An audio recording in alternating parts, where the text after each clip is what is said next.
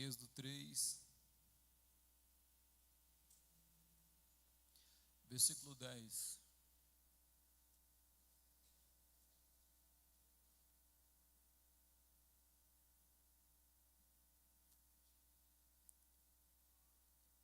Êxodo é o segundo livro da Bíblia, irmão. Se você abrir Gênesis, Gênesis, Apocalipse, viu?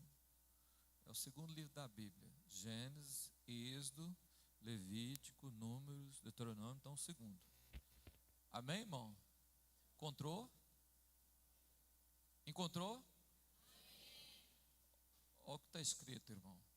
Vem agora, pois eu te enviarei a Faraó para que tires o meu povo.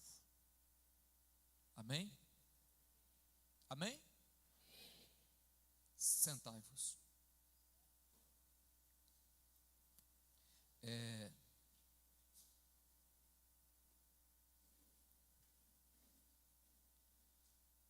Esse texto que nós lemos, ele está inserido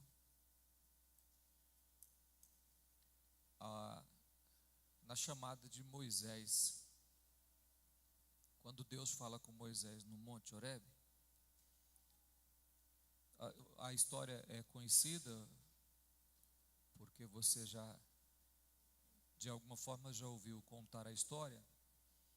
Ele estava no monte e a sarça queimava, mas não se consumia, era um fogo diferente. Então Moisés aproxima da sarça para ver. A Bíblia diz que ele vira, e aquilo chama atenção. Ele tenta aproximar, e quando ele vai aproximando, Deus fala com ele: tira a sandália dos pés, Moisés. Amém, irmão? Presta atenção no que o texto está, que eu quero que você entenda aqui, irmão. A chamada de Moisés se assemelha muito com a nossa vida.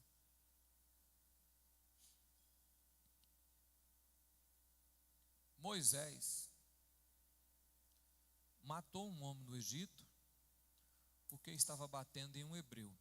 A Bíblia diz que ele saiu do palácio e foi para o seu povo, e quando chegou lá, o povo tinha um homem batendo no hebreu, um egípcio batendo no hebreu. Ele matou o egípcio e enterrou na areia. No outro dia, tempo depois, ele foi lá fazer uma visita de novo, encontrou 2 hebreus brigando. Ele conversou com eles e disse: vocês são irmãos, por que fazem assim um com o outro? Aí um dos homens disse a ele: vai fazer comigo a mesma coisa que fez com o egípcio, que você matou e enterrou na areia? Ele percebeu que o povo já sabia, então a partir dali ele corre, ele vai embora. Ele vai embora, e quando ele chega e vai para a casa do seu sogro e tal, e essa história eu não vou contar ela. O que eu quero que você entenda é o seguinte: o povo clama, começa a clamar. Moisés fica 40 anos fora do Egito, no deserto. O povo já estava clamando no sofrimento, porque o rei Faraó, que conhecia José, tinha morrido e já tinha outras pessoas no trono. O tempo passou, José não era mais conhecido, e agora o povo em sofrimento, porque estava sendo subjugado, escravizado. O povo começa a clamar. A Bíblia diz que Deus ouviu o clamor do povo. A Bíblia fala claramente: Deus ouviu o clamor do povo. E Deus se manifesta em teofania na terra para falar com Moisés. Quem era Moisés? Um assassino. Moisés era um assassino. Moisés havia matado um homem e fugido para aquele lugar. E agora ele tem um encontro com Deus em um monte. E Deus fala com ele claramente, diz: olha, vem, pois, e eu te enviarei a Faraó para que tires o meu povo. Olhe para mim aqui, irmão. O que eu quero que você entenda: Deus não está perguntando o seu pecado. Ei, Deus não está perguntando o seu pecado, o seu erro, o seu defeito. Deus está simplesmente convocando ou chamando você a cumprir um chamado. Pastor, mas e o pecado? Quem é que perdoa? Deus. Então, perdoar já é dele. Perdoar é a ação de Deus. Purificar é a ação de Deus. Santificar é Deus é quem santifica. O que ele precisa é da disponibilidade. É de nós entendermos, aceitar ou não um chamado. Será que é tão difícil compreender que eu fui chamado, irmão? Já tem 2 meses que eu estou falando quase a mesma coisa, irmão. Por quê? Não sei. Eu sei que nós vivemos um tempo urgente, que não dá tempo para mim ficar pensando no que eu devo ou não fazer, se eu devo ou não tomar uma decisão, se eu devo ou não fazer alguma coisa para Deus. Não dá mais tempo de ficar assim. Eu preciso reconhecer que Deus me chamou, que Deus tem um propósito na minha vida, e que cabe a mim, irmão, disponibilizar a minha vida, ou colocar a minha vida no lugar, para que eu possa cumprir o chamado de Deus. Enquanto eu estou envolto, como Paulo escreveu para Timóteo, Paulo diz assim: olha, quem é chamado pelo Senhor, quem é escolhido para ser obreiro, quem milita no reino, não pode se embaraçar com os negócios dessa vida. E existe muitos de nós, 90% dos crentes, estão embaraçados. Não sabe desembaraçar. Existem 2 defeitos clássicos em nós, irmão. O primeiro é essa questão de estar embaraçado com a vida. Não consegue sair. O segundo é eu achar que eu posso escolher. Não, estou tranquilo. Aí eu quero fazer a obra de Deus, mas eu quero que ela seja leve, suave. Eu não quero que a obra de Deus me dê trabalho. Eu quero que ela seja tranquila. Eu quero fazer a obra de Deus. Igual.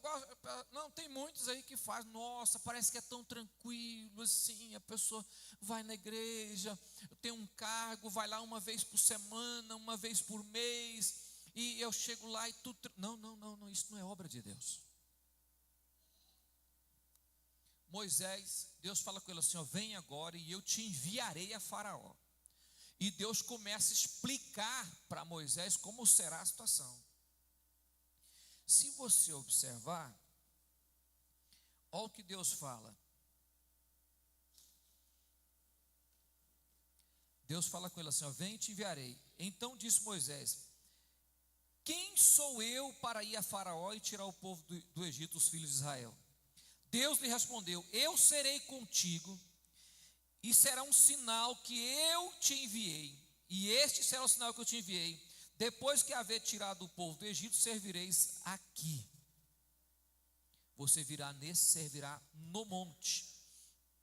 Disse Moisés a Deus: eis que quando os filhos de Israel lhe disser, os filhos de Israel, e lhe disser: o Deus dos vossos pais me enviou a vós outros, e eles me perguntar: qual é o nome desse Deus?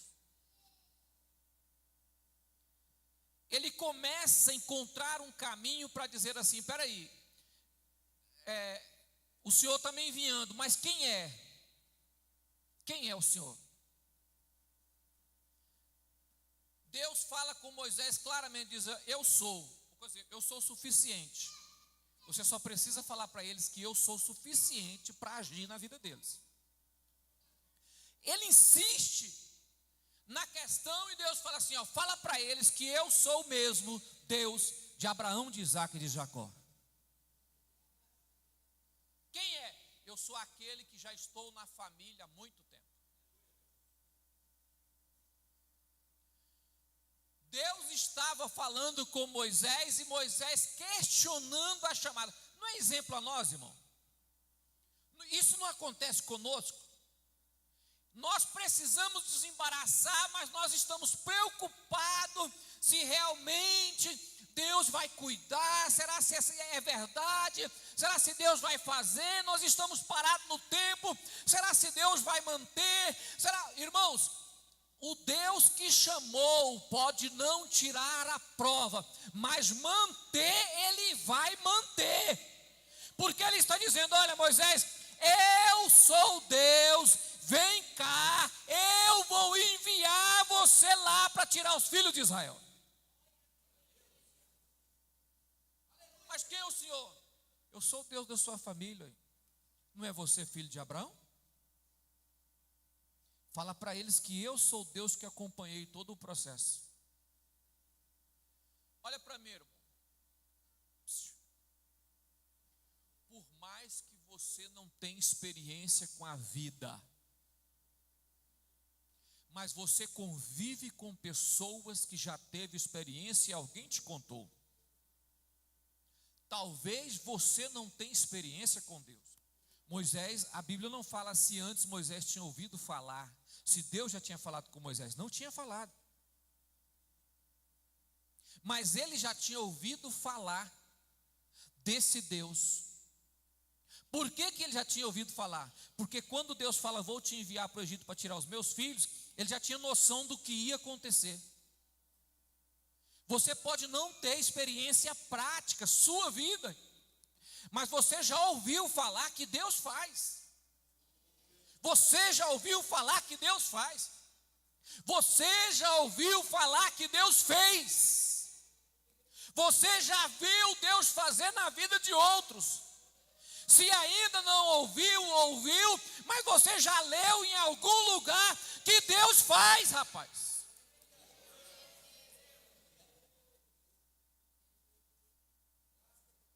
Nós estamos recuando do ministério no momento que Deus está dizendo, eu quero que a igreja avance. Eu quero que a igreja avance. Eu quero que a igreja vá à frente. E nós estamos recuando. E Deus continua falando com ele. Deus diz, olha, Faraó não vai deixar vocês sair. Oh, irmãos, não é extraordinário? Faraó não vai deixar vocês sair, não. Mas fique tranquilo, Faraó não vai deixar vocês. Quando você falar com ele, Faraó, você já vai sabendo que não vai acontecer o que você vai falar. Qualquer um crente de hoje, olha aqui, desistiria.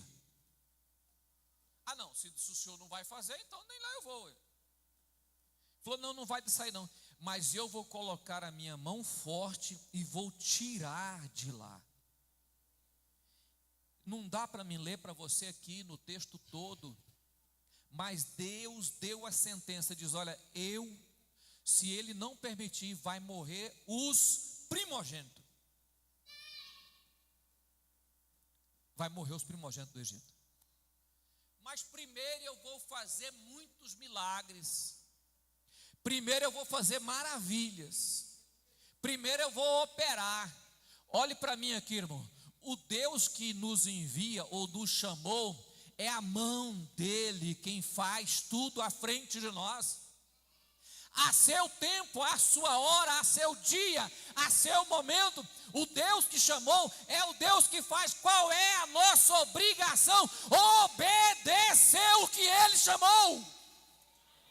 Só tem uma razão, obedecer. Ele diz, vai, então eu vou. Ele diz, fala com o Faraó, então eu vou falar com o Faraó. Faraó não vai deixar, não tem problema. O capítulo 4, Deus dá uma demonstração para ele. Mas no capítulo 4, Deus começa a mostrar para eles que Deus daria a ele poder. Olhe para mim, irmão. Capítulo 4, versículo de número 3. ele disse, lança na terra, e ele lançou na terra o seu, e tornou-se uma cobra. Ele estava com um cajado na mão, uma vara. Joga o cajado no chão. Ele jogou, o cajado se transformou numa cobra, numa víbora. E a Bíblia diz que a víbora, a cobra, avançava sobre Moisés. Estende a sua mão e pega. Ele estendeu e pegou, e quando ele pegou, se tornou de novo uma vara. Põe a sua mão dentro no seu peito. Ele colocou a mão, quando ele tirou, estava cheio de lepra. Ele disse, põe de novo. Ele colocou de novo, quando tirou, estava limpo. O que é que Deus está dizendo para ele? Eu sou. Agora, olha para mim, irmão. Talvez você imagine assim, mas é uma coisa tão simples, né? Joga o cajado no chão, ele vira uma cobra. Pega o cajado, ele transforma numa vara. Olha para mim, irmão. Madeira seca ter vida?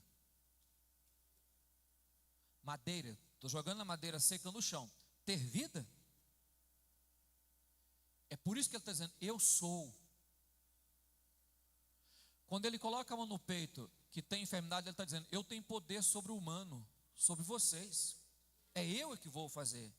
Se você observar todos os milagres que Deus fez no Egito, foi Deus provando o controle que Deus tinha sobre a terra e sobre os deuses do Egito. Diz, eu faço, é eu que faço.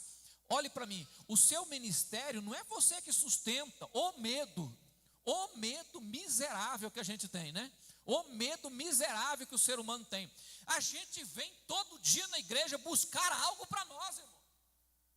O cara dobra o joelho para receber algo de Deus. Dificilmente você ouve alguém dizer, hoje eu vou para a igreja e vou orar, e vou falar, Senhor, se o Senhor tem alguma coisa comigo, o Senhor vai fazer um milagre e vai me voltar para o ministério. O cara não fala assim, irmão. A pessoa não chega a falar isso para Deus. 90% é me dar, eu quero ser um bom administrador, eu quero ganhar dinheiro, eu quero fazer isso. Deus tem na sua vida algo para que a igreja do Senhor avance. A igreja do Senhor avance. Deus tem na nossa vida, no nosso meio. E Deus demonstra claramente para Moisés que daria ele poder. Moisés volta à sua pequenez e diz, Senhor, mas eu não sei falar. Eu não sei falar, eu falo tudo enrolado. Aí Deus fala assim para ele, quem criou a língua? Não fui eu? Quem faz a fala? Não é eu? Senhor, mas eu vou enviar Arão com você. Eu vou enviar Arão com você, mas ele não vai te substituir. Olha aqui, o que é para você, é para você. Você veio aqui hoje buscando uma resposta de Deus, né?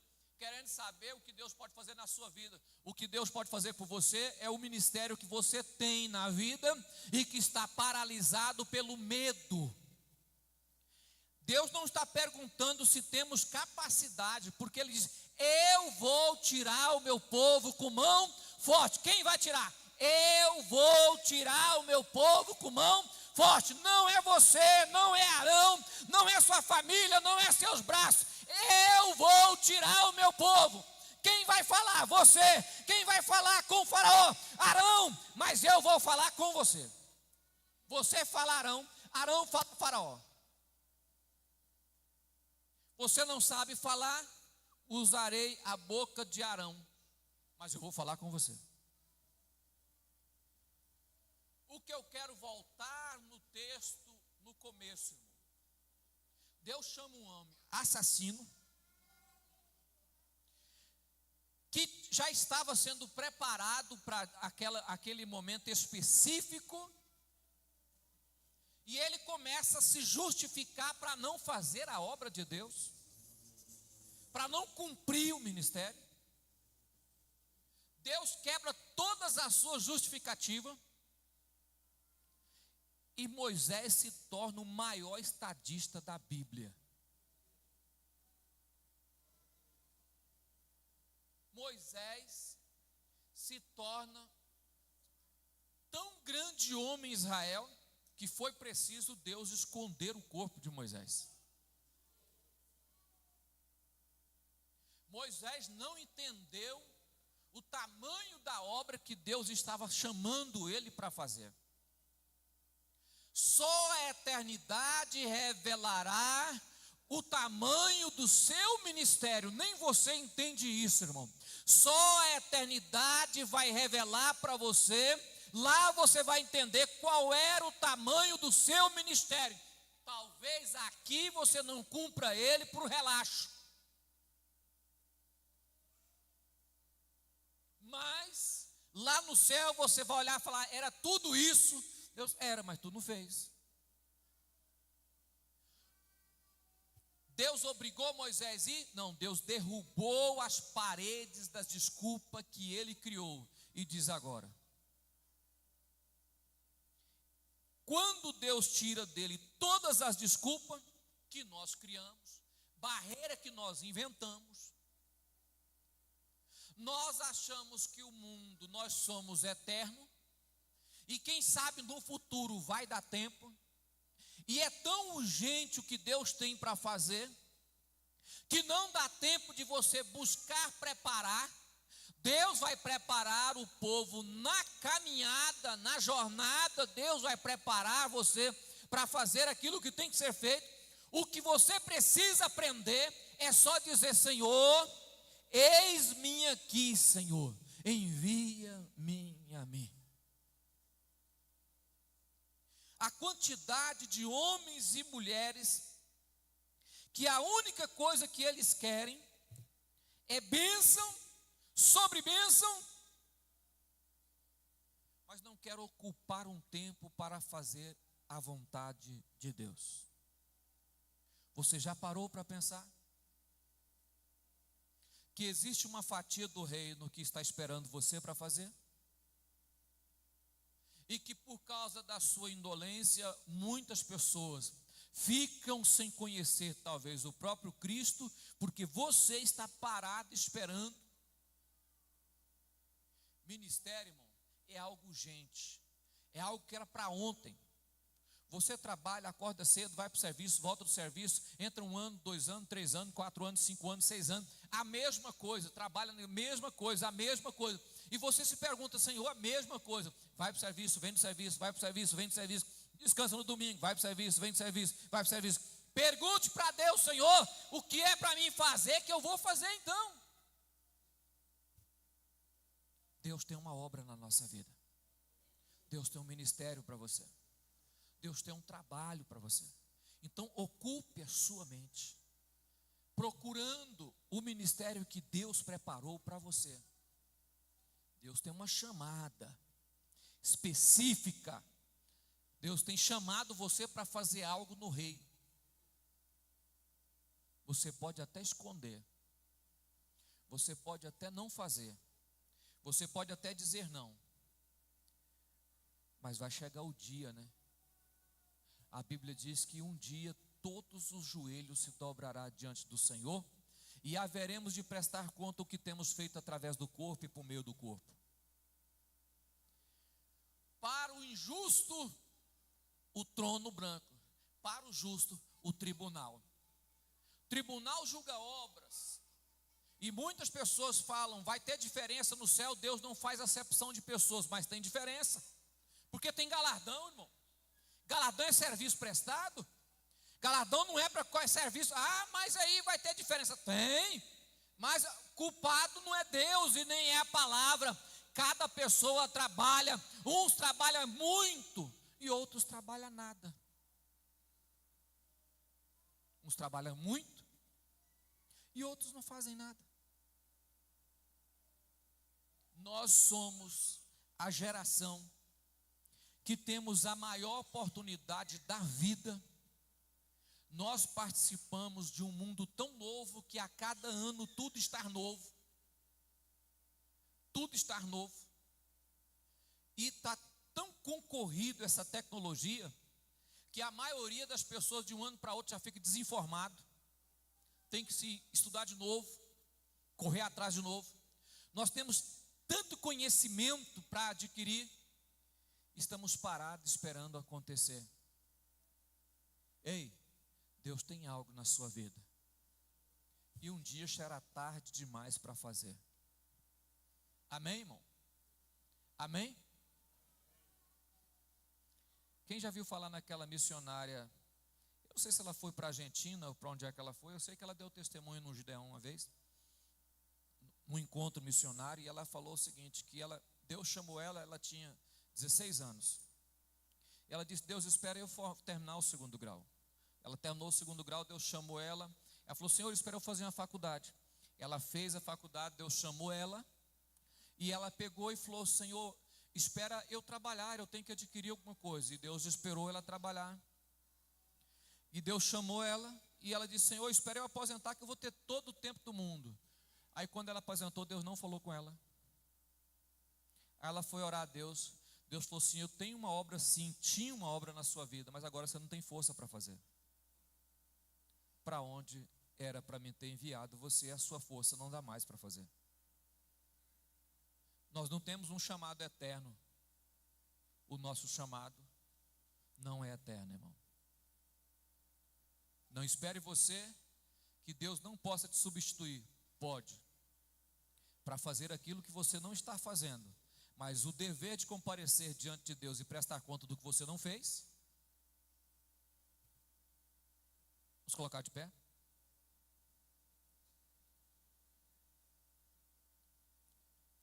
Se você sair da sua casa, distribuir um folheto e ganhar uma alma, irmão, você pode estar ganhando 1 milhão de almas através de uma alma. Se você ganhar uma pessoa para Jesus na sua vida, você pode estar ganhando 1 milhão de almas. Porque a Bíblia fala que uma vida vale mais do que o mundo inteiro. Então ganhar um, você pode estar ganhando 1 milhão.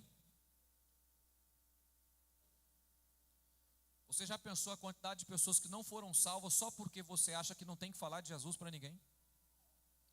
Irmãos, nos nossos evangelismos, mesmo sendo cada departamento um domingo, vem 6 pessoas, 7 pessoas.